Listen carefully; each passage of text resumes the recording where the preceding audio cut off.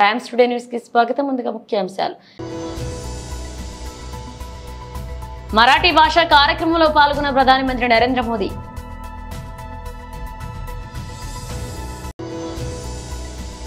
ఈసారి ట్రంప్ గెలవకుంటే ఇక అంతే అంటూ ఎలన్ మస్క్ సంచలన వ్యాఖ్యలు.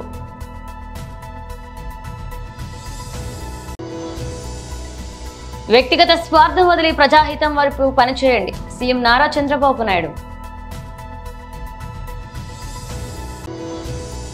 కడుపు నొప్పితో ఆసుపత్రికి వెళ్లిన మహిళ, ఆమె పొట్టలోంచి 2 కేజీల తల వెంట్రుకలు తీసిన వైద్యులు. మరాఠీ భాషా కార్యక్రమంలో పాల్గొన్న ప్రధానమంత్రి నరేంద్ర మోదీ.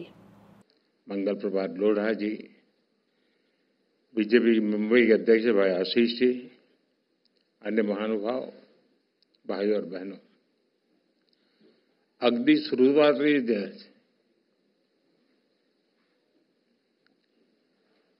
महाराष्ट्रातील महाराष्ट्राबाहेरील आणि सर्व जगातील मराठी भाषक मंडळीचे मराठी भाषेला अभिजात भाषा म्हणजे क्लासिकल लँग्वेजचा दर्जा मिळाल्याबद्दल अतिशय मनापासून अभिनंदन करतो.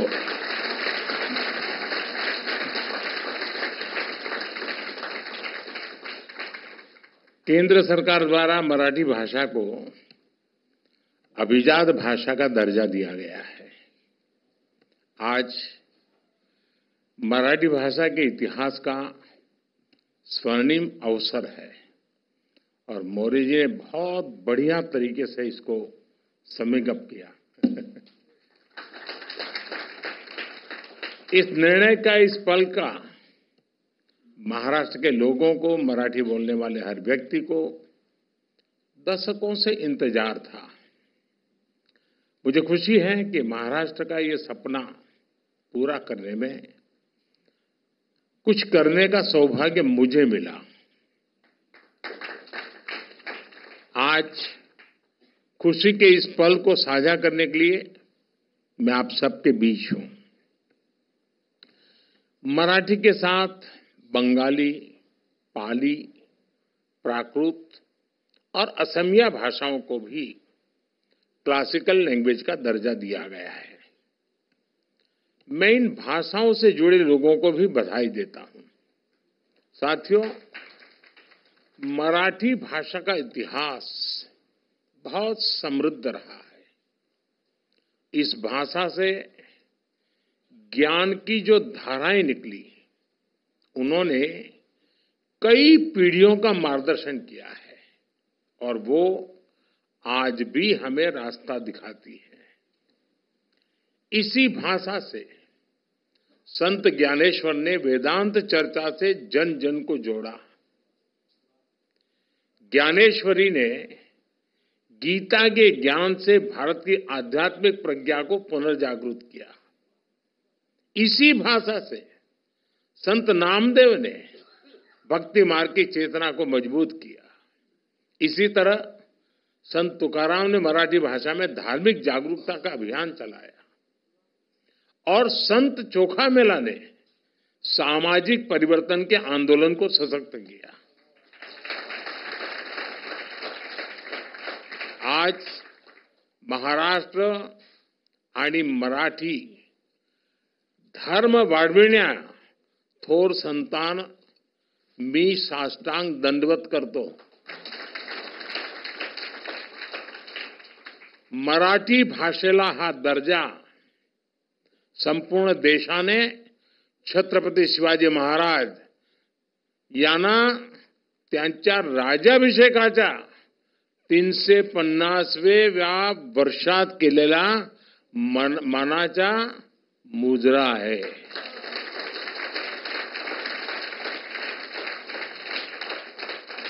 साथियों, भारत के स्वतंत्रता संग्राम का इतिहास मराठी भाषा के योगदान से అగ్రరాజ్యం అమెరికాలో అధ్యక్ష ఎన్నికలపై టెస్లా అధినేత ఎలన్ మస్క్ సంచలన వ్యాఖ్యలు చేశారు.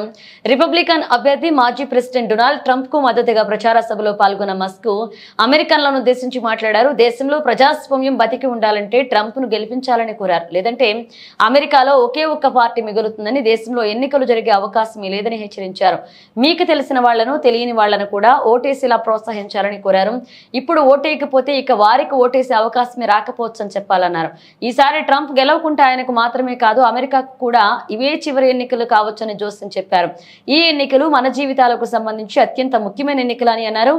పెన్సిల్వేనియాలో జరిగిన రిపబ్లికన్ పార్టీ ఎన్నికల ప్రచార సభలో ట్రంప్ తో కలిసి ఎలన్ మస్క్ పాల్గొన్నారు. మనకు ప్రెసిడెంట్ ఉన్నారు, ఆయన కనీసం విమానంలోకి వెళ్లేందుకు మెట్లు కూడా ఎక్కలేరు. మాజీ ప్రెసిడెంట్ ట్రంప్ ను ఉద్దేశించి మాత్రం బుల్లెట్ గాయం తగిలిన ధైర్యంగా నిలబడతారు. ధైర్యానికి ఇంతకంటే మించిన పరీక్ష అవసరం లేదు అంటూ ట్రంప్ ను మస్క్ ప్రశంసించారు. వ్యక్తిగత స్వార్థం వదిలి ప్రజాహితం వైపు పనిచేయాలన్నారు ఏపీ సీఎం నారా చంద్రబాబు నాయుడు. 2024 స్వచ్ఛతా హీ సేవ 224 ఇక్కడ జరుపుకోవడం, మచిలీపట్నంలో జరుపుకోవడం నేను చాలా సంతోషంగా ఫీల్ అవుతున్నా, గర్వపడుతున్నా. ఎందుకంటే ఈరోజు మహాత్మా గాంధీ పుట్టినరోజు, లాల్ బహదూర్ శాస్త్రి గారు పుట్టినరోజు. ఈ రెండు కూడా అరుదైన అనుభవాలు. అలాంటి అరుదైన అనుభవాలు ప్రజల ముందర ఇక్కడ మనందరం కలిసి జరుపుకుంటూ, అదే సమయంలో మహాత్మా గాంధీ చేసిన సేవల్ని ఒక్కసారి మనం గుర్తు చేసుకుంటున్నాం, నివాళులర్పిస్తున్నాం.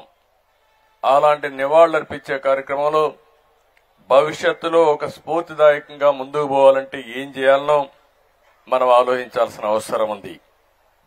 ఇప్పుడే ప్రసాద్ గారు స్వచ్ఛ సుందర చల్లపల్లి ఆయన కళ 10 సంవత్సరాల నుంచి పనిచేస్తున్నారు. అలాంటి స్ఫూర్తి ప్రతి ఒక్కరిలో రావాలని మనస్ఫూర్తిగా భగవంతుని కోరుకుంటున్నా. ఆ స్ఫూర్తిని మీకు అందరికీ రావాల్సిన అవసరం ఉంది. ఇక్కడే స్వచ్ఛ సేవకులున్నారు. మనందరం రోడ్లో బాగా తిరుగుతున్నామంటే, మన ఆరోగ్యం బాగుందంటే ఈ సేవకులే కారణం. ఎన్నో పనులు చేస్తారు కానీ ఎవరైతే ఇలాంటి సేవాభావంతో పనిచేస్తున్నారో వాళ్ళని మనం మనస్ఫూర్తిగా అభినందించాలి. వాళ్ళకు పూర్తి సహకారం అందించాల్సిన బాధ్యత మనలందరిపైన ఉంది. ఈరోజు ఒక మంచి పని ఏది చేసినా ఆ మంచి పని శాశ్వతంగా గుర్తుంటుంది. మహాత్మా గాంధీని మనం తలుచుకుంటున్నాం. ఆ మహనీయుడి యొక్క స్ఫూర్తిని మనం ఒక్కసారి ఆలోచిస్తే, దేశమంతా కదిలించాడు. అహింసా సిద్ధాంతంతో ముందుకు పోయాడు. బానిసత్వం మాకొద్దు, స్వతంత్ర భారతదేశమే ముద్దు, భారతీయులుగా మేము స్వతంత్ర భారతదేశంలో ఉండాలని నిరంతరం పోరాడారు. ఆయన అవలంబించిన సిద్ధాంతం ఈ రోజే కాదు, భావి తరాలకు కూడా ఆదర్శం. ఆయన చనిపోయి ఇన్ని సంవత్సరాలైనా ఇప్పుడు కూడా ఆయన గుర్తుపెట్టుకుంటున్నామంటే, ఆయన ఆశయాలకు అనుగుణంగా మనం పనిచేస్తున్నామంటే దానికి కారణం ఆ ఆలోచనలు ఎప్పుడు కూడా ప్రజాహితం కాబట్టి ఆలోచిస్తున్నాం. అలాంటి మహనీయుడిని మనం ఒకసారి ఆలోచిస్తే, 1869 పోర్బందర్లో ఇదే రోజున జన్మించడం, అదే మరిగా ఒక పక్క స్వాతంత్రం కోసం పోరాడమే కాకుండా ఇంకొక పక్కన ఎక్కడెక్కడ స్వచ్ఛత కార్యక్రమాన్ని ఆయన చేపట్టి ప్రజా చైతన్యం తీసుకొచ్చాడు. 1919లో మొట్టమొదటిసారిగా ఈ జిల్లాకు వచ్చాడు. ఏదైతే సత్యాగ్రహ సభలో పాల్గొన్నాడు. 1921లో మళ్లీ అఖిల భారత కాంగ్రెస్ మహాసభల్లో ఇక్కడ పుట్టిన వ్యక్తి పింగళ వెంకయ్య జాతీయ జెండా ఆయనకు అప్పచెప్పాడంటే అది గడ్డ మహిమ అని చెప్పి కూడా నేను మీకు తెలియజేస్తున్నా. స్వాతంత్ర ఉద్యమంలో ముందున్నారు, స్వాతంత్ర పోరాటంలో ముందున్నారు. అదే ఈరోజు మువ్వెన్నెల జెండా రెపరెపలాడుతుంది. ప్రతి ఒక్క భారతీయుడు ప్రపంచం అంతా కూడా గర్వంగా నేను భారతీయుడిని చెప్పుకునే శక్తినిచ్చింది ఈ పింగళి వెంకయ్య, ఈ గడ్డ వాసి అని చెప్పి మరొకసారి మీ అందరికీ విజ్ఞప్తి చేస్తున్నా. స్వర్గీయ మాజీ కేంద్ర మంత్రి పెద్దపల్లి మాజీ పార్లమెంట్ సభ్యులు గడ్డం వెంకటస్వామి 95వ జయంతిని పురస్కరించుకుని గోదావరికని నగర కాంగ్రెస్ అధ్యక్షుడు బొంతల రాజేష్ ఆధ్వర్యంలో స్థానిక జీఎం కాలనీ మూలమల్పు వద్ద గల కాకా విగ్రహానికి స్థానిక నాయకులతో కలిసి పూలమాలలు వేసి ఘనంగా నివాళులర్పించారు. రామగుండం శాసనసభ్యులు మకన్ సింగ్ రాజ్టాగ్ అనంతరం కాంగ్రెస్ పార్టీ సీనియర్ నాయకులు పి మల్లికార్జున ఆధ్వర్యంలో చౌరస్తాలో జరిగిన అన్నదాన కార్యక్రమానికి ముఖ్య అతిథులుగా చేసి భోజనాలను వడ్డించారు. ఈ కార్యక్రమంలో కాంగ్రెస్ పార్టీ సీనియర్ నాయకులు, కార్పొరేటర్లు, మాజీ కార్పొరేటర్లు, వివిధ విభాగాల అధ్యక్షులు, పెద్దపల్లి జిల్లా సోషల్ మీడియా కోఆర్డినేటర్, నియోజకవర్గ సోషల్ మీడియా కోఆర్డినేటర్ పాల్గొన్నారు.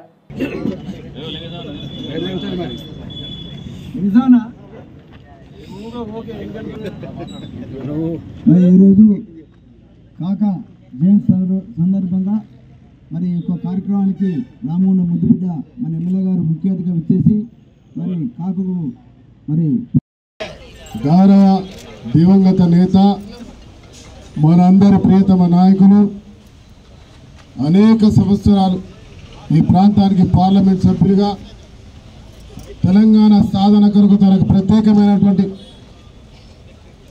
శ్రద్ధను చూపి 1969లో దానికంటే ముందు అనేక ఉద్యమాల్లో పాల్గొని రాజకీయాల్లోకి వచ్చి ఈ ప్రాంతం నుంచి పార్లమెంట్ సభ్యులుగా, కేంద్ర మంత్రిగా ఈ రాష్ట్ర రాజకీయాల్లో, దేశ రాజకీయాల్లో అనేక మార్పులు తీసుకొచ్చి ఇలా కార్మిక మంత్రిగా భారతదేశంలో చరిత్రాత్మకంగా నిలిపించుకున్నటువంటి చరిత్ర గౌరవ శ్రీ వెంకటస్వామి కాకా గారు.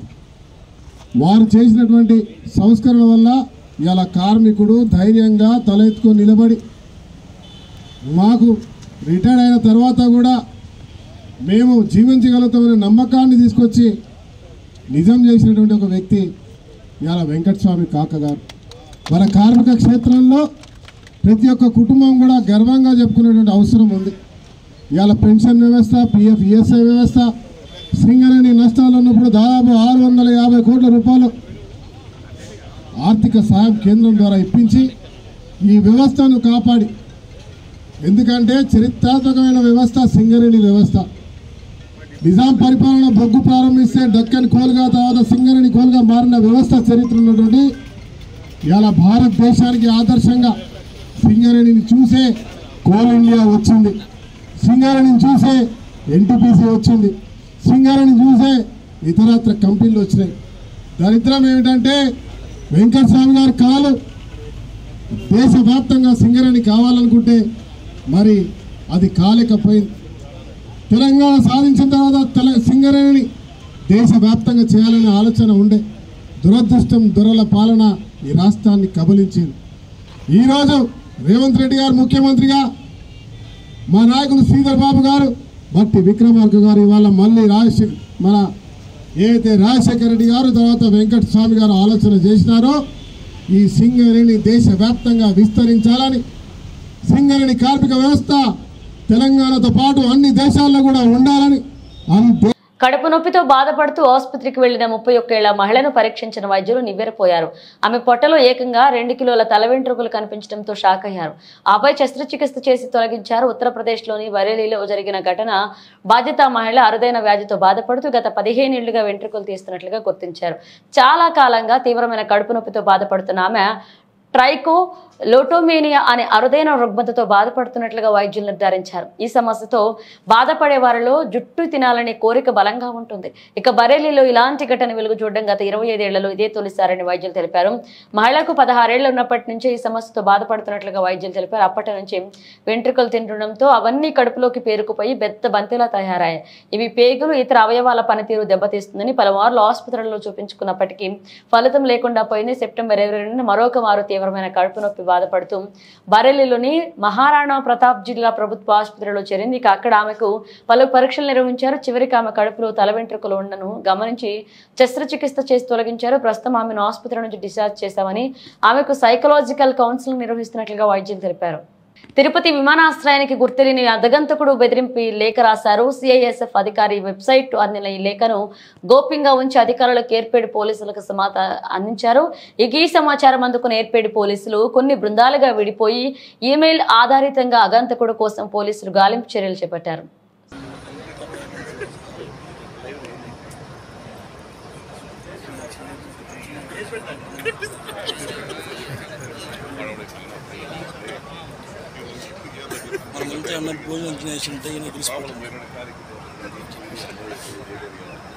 దేవుడు తప్పు చేయలేదు.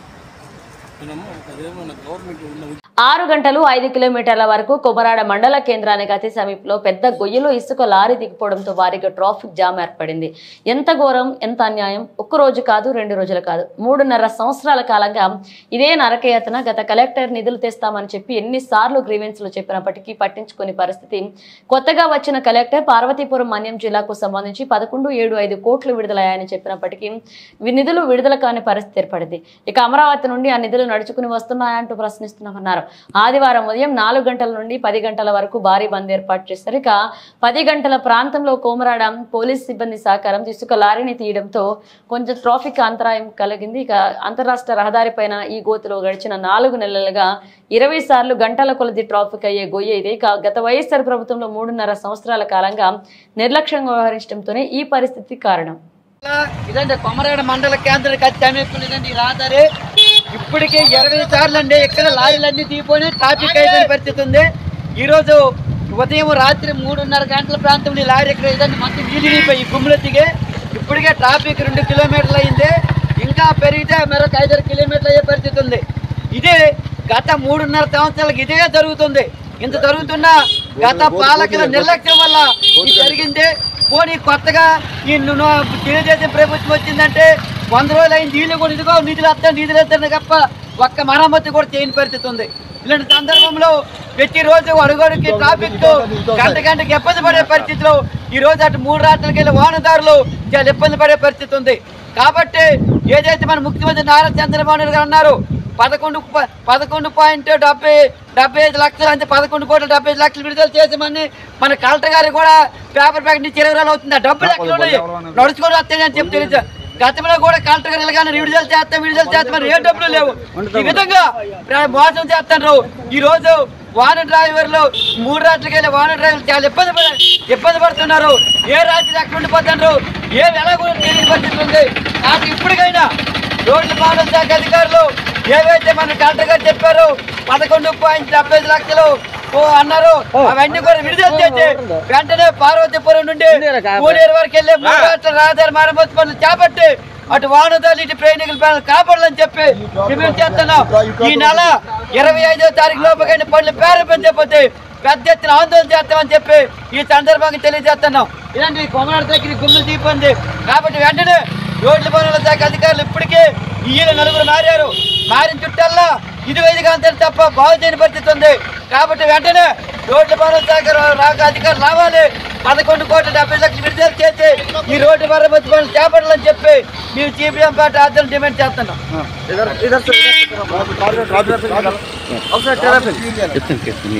మేడ్చల్ మెట్రో సాధనా సమితి ఆధ్వర్యంలో మేడ్చల్ మేరకు వరకు మెట్రో మంజూరు చేయాలని జీడిమెట్ల గాంధీ విగ్రహం వద్ద శాంతియుత ధర్నా నిర్వహించారు. ఈ కార్యక్రమానికి సంఘీభావం తెలిపి ధర్నాలో పాల్గొన్నారు ఎమ్మెల్యే కేపీ వివేకానంద్. ఇక మేడ్చల్ మెట్రో సాధనా సమితి ఆధ్వర్యంలో జీడిమెట్ల గాంధీజీ విగ్రహం వద్ద శాంతియుత ధర్నా చేపట్టారు. ఇక మెట్రో ఫేజ్ 2 విస్తరణలో భాగంగా మేడ్చల్ వరకు మెట్రో రైళ్లను సీఎం రేవంత్ రెడ్డి ప్రభుత్వం ప్రకటించాలని డిమాండ్ చేశారు. ఈ సందర్భంగా వివేకానంద సంఘీభావం తెలియజేశారు. ఈ సందర్భంగా మేడ్చల్ మెట్రో సాధనా సమితి సభ్యులు మాట్లాడుతూ మేడ్చల్ ప్రాంతం ఎంతో అభివృద్ధి చెందుతుందని ఫేజ్ 2 మెట్రో విస్తరణలో భాగంగా మెట్రో వాళ్ళకు ట్రైన్ మంజూరు చేయాలని ఇక ద్వారా మేడ్చల్ నుంచి హైటెక్ సిటీ గచ్చిబౌలి హైదరాబాద్ లోని ఇతర ప్రాంతాలతో ఉద్యోగాలు చేసే ప్రయాణికులకు ప్రయాణం వెసులుబాటు సాఫీగా ఉంటుందని రేవంత్ రెడ్డి ప్రభుత్వం సానుకూలంగా స్పందించి మేడ్చల్ వరకు మెట్రో ట్రైన్ మంజూరు చేస్తుందని కోరుకుంటున్నట్లుగా వారు తెలిపారు. మరి కుత్బుల్లాపూర్ నియోజకవర్గ పరిధిలో మేడ్చల్ మెట్రో రైల్ సాధన సమితిగా మరి స్వచ్ఛందంగా ఇక్కడ ఉన్నటువంటి ప్రజలు మరి సంక్షేమ సంఘం నాయకులు అందరూ కూడా ముందుకు వచ్చి ఇక్కడ ఉత్తర ప్రాంతానికి హైదరాబాద్ నగరం ఉత్తర ప్రాంతానికి తీవ్రంగా అన్యాయం జరుగుతూ ఉందని చెప్పేసి వారే స్వచ్ఛందంగా అందరూ కూడా మేడ్చల్ ప్రాంతానికి మేడ్చల్ రూట్ లో మెట్రో రైలు సాధించి తీరుతామని చెప్పేసి మరి పెద్ద ఎత్తున ఆందోళన కార్యక్రమాన్ని గత సంవత్సరం కాలం నుండి చేస్తా ఉన్నారు. మరి మీ అందరికీ కూడా తెలుసు, గతంలో కేసీఆర్ గారి ప్రభుత్వంలో ఈ ఉత్తర నగరానికి, ఉత్తర ప్రాంతానికి, హైదరాబాద్ నగరంలో నార్త్ సిటీ ఏదైతే ఉన్నదో మరి కండ్లకోయ వరకు, ప్యారడైజ్ నుంచి కండ్లకోయ వరకు కూడా మెట్రో రైలు వేయాలని చెప్పేసి కూడా ఆ రోజు నిర్ణయం తీసుకొని ఒక కన్సల్టెన్సీని కూడా అపాయింట్ చేసి దీనిపైన స్టడీ చేసి డిపిఆర్ తయారు చేసి రాబో రోజుల్లో ఖచ్చితంగా ఈ ప్రాంతానికి ప్రతిపాదించాలని చెప్పేసి కూడా ఆ రోజు నిర్ణయం తీసుకున్న సంగతి మీ అందరికీ తెలుసు.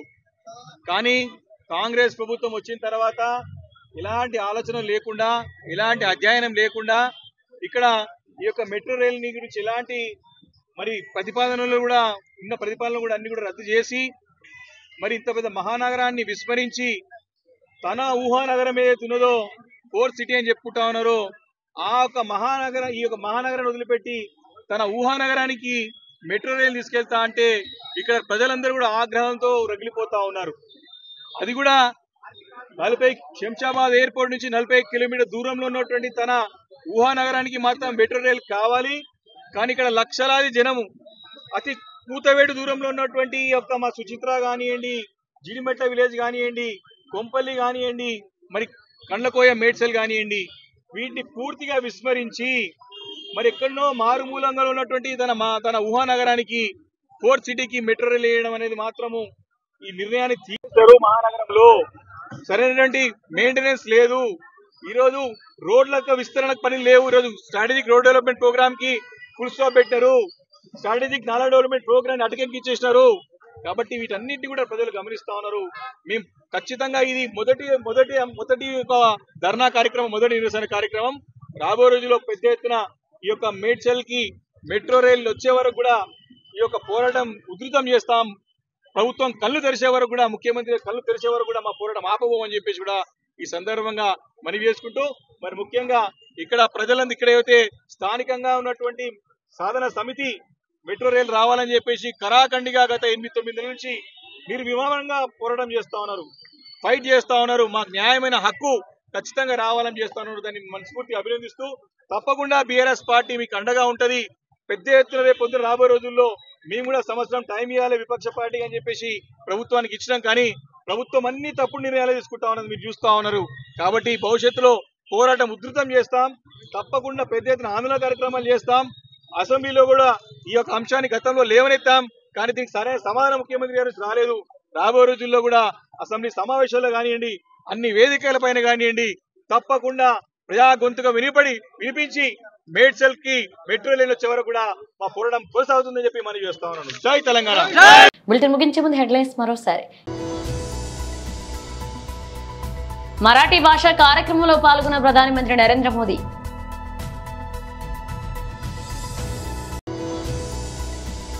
ఈసారి ట్రంప్ గెలవకుంటే ఇక అంతే అంటూ ఎలన్ మస్క్ సంచలన వ్యాఖ్యలు.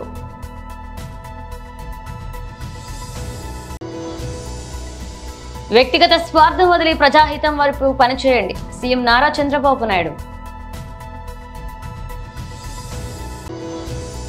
కడుపు నొప్పితో ఆసుపత్రికి వెళ్లిన మహిళ, ఆమె పొట్టలోంచి 2 కేజీల తల వెంట్రుకలు తీసిన వైద్యులు. ఇవి బులెటిన్ అప్డేట్స్. మరో నిమిషంతో మళ్ళీ కలుద్దాం.